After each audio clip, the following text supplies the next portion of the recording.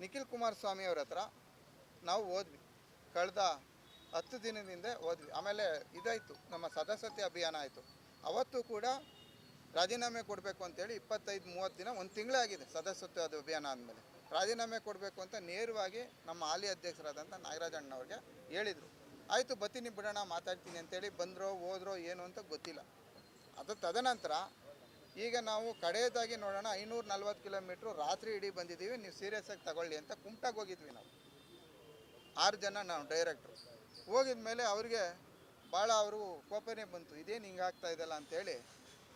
ನೀವು ಇಷ್ಟು ದೂರ ಮಳೆಯಲ್ಲಿ ಬಿಸಿಲಲ್ಲಿ ಹೆಚ್ಚು ಕಡಿಮೆ ಆದರೆ ಏನು ಟೂ ವೀಲರಲ್ಲಿ ಬಂದಿದ್ದೀರಲ್ಲ, ಏನೋ ಜೀವಗಳಿಗೆ ತೊಂದರೆ ಆದರೆ ಏನು ಯಾರು ಇದಕ್ಕೆ ಅಂತ ಹೇಳಿ ನಮಗೂ ಬುದ್ಧಿ ಹೇಳಿ ಫೋನ್ ತಗೊಂಡು, ನಾಗರಾಜ್ ಅಣ್ಣರೇ ಇದೆಲ್ಲ ಸರಿ ಬರ್ತಾ ಇಲ್ಲ, ಯಾಕೋ ಇದು ಗೌರವಿತವಾಗಿ ರಾಜೀನಾಮೆ ಕೊಡಿ, ಅವರು ಬೇರೆ ನಿರ್ಧಾರ ಮಾಡೋಕ್ಕೆ ರೆಡಿ ಇದ್ದಾರೆ, ಕುಮಾರು ಎಲ್ಲರೂ ಕರ್ಕೊಬಂದಿದ್ದಾರೆ, ಬೇಡ ಪಕ್ಷದ ಗೌರವ ಹಾಳಾಗೋದು ಬೇಡ ಅಂತೇಳಿ ಅಂತ ಹೇಳಿದಾಗ, ಆಯ್ತಣ್ಣ ನಾನು ಬರ್ತೀನಿ ಮಾತಾಡ್ತೀನಿ ಅಂತ ಹೇಳಿದ್ರು. ಈ ವಿಚಾರಕ್ಕೆ ರಾಜೀನಾಮೆ ಕೊಡಿ ಅಂದಿದ್ದಕ್ಕೆ, ನೀವು ಬರೋದು ರಾಜೀನಾಮೆ ಕೊಟ್ಬಿಟ್ಟು ಬನ್ನಿ. ಅವರು ಹೇಳಿದರು, ಈ ಮಾತನ್ನೇ ಹೇಳಿದರು, ಗೌರವಯುತವಾಗಿ ಎಲ್ಲರಿಗೂ ಗೌರವ ಮರ್ಯಾದೆ ಉಳ್ಕೊಳ್ಳಿ, ನೀವು ರಾಜೀನಾಮೆ ಕೊಟ್ಬಿಟ್ಟು ಬನ್ನಿ, ನನ್ನ ಹತ್ರ ಏನೇ ಇದ್ದರೂ ಮಾತಾಡೋಣ ಅಂತ ಹೇಳಿದರು. ಅದಾಗಿ 1ನೇ ತಾರೀಕು ಒಳಗಡೆ ಕೊಟ್ಬಿಟ್ಟು ಬನ್ನಿ ಅಂತ ಹೇಳಿದರು. ಅದಾದಮೇಲೆ ಯಾವುದೇ ನಿರ್ಧಾರ ಇಲ್ಲ.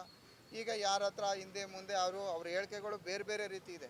ಅವ್ರ ಹೇಳಿಕೆಗಳನ್ನ ನೋಡಿದ್ರೆ ಅವರು ಯಾವುದೇ ಕಾರಣಕ್ಕೂ ರಾಜೀನಾಮೆ ಕೊಡ್ತಾರೆ, ನಾವು ಅಧ್ಯಕ್ಷರಾಗ್ತೀವಿ ಅಂತ, ಇನ್ನೊಬ್ರು ಅಧ್ಯಕ್ಷ ಆಗ್ತೀನಿ ಅಂತೆಲ್ಲ. ನಾನು ಅಧ್ಯಕ್ಷ ಆಗಬೇಕು ಅಂತ ಏನಿಲ್ಲ ಇಲ್ಲಿ. ಏನು ಅಂದರೆ ರಾಜೀನಾಮೆ ಕೊಡಬೇಕು, ನಮ್ಮ ವರಿಷ್ಠರು ಹೇಳಿದ್ರು ಪಕ್ಷದ ಬದ್ಧತೆಗೆ ನಡ್ಕೊಳ್ತಾ ಇಲ್ಲ ಅಂದರೆ ಇವರು ಪಕ್ಷದ ಪರವಾಗಿದ್ದಾರೆ ಅಂತ ನಾವು ಯಾವ ರೀತಿ ನಾವು ಜಡ್ಜ್ ಮಾಡೋಣ?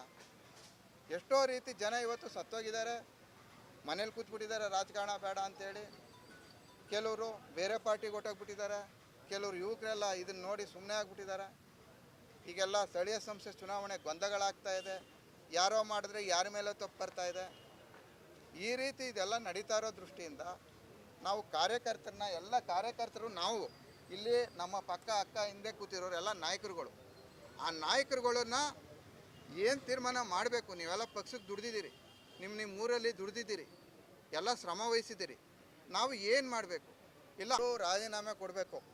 ಅವಿಶ್ವಾಸ ಬರಬೇಕಾದ್ರೆ ನಾವು 7 ಜನ ನಾವು ಜೊತೆಲಿದ್ದೀವಿ, ಅವರಲ್ಲಿ ಜೊತೆ 3 ಜನ ಇದ್ದಾರೆ, ಅವರು ಸೇರಿಸಿ 3 ಜನ ಇದ್ದಾರೆ, ಇನ್ನೂ ಕೆಲವರು ಬೇರೆ ಪಕ್ಷದವರು 1-2 ಜನ, ಮತ್ತು ಪಕ್ಷೇತರರು ಇವರೆಲ್ಲ ಇದ್ದಾರೆ.